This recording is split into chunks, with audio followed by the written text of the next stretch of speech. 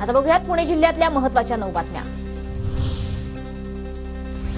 पुणेकरांची कोंडीत घुसमट, शहरभर वाहतुकीचा बोजवारा, खड्ड्यांसह बेशिस्त वाहन चालकांमुळे वाहतूक कोंडी, कोंडीमुळे पोलिसांचीही दमछाक।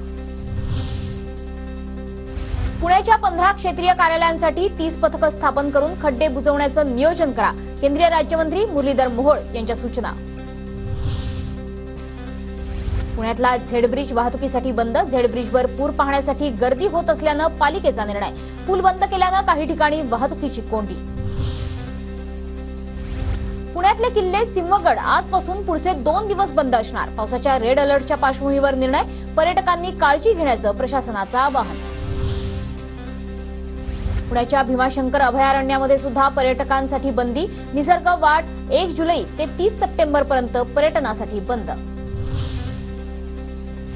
सावित्रीबाई फुले पुणे विद्यापीठातील मुलांच्या वसतिगृहाच्या इमारतीला गळती, छतगळतीमुळे विद्यार्थ्यांचे मोठ्या प्रमाणावर हाल।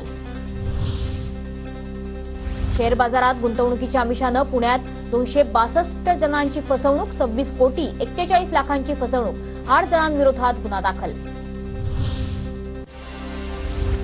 पुणे परिमंडळामध्ये मागेल त्यांना तात्काळ वीज मिळणार, नवीन वीज जोड देण्याचा दरमहा वेग 20,000 मुख्य अभियंता राजेंद्र पवार यांचा दावा।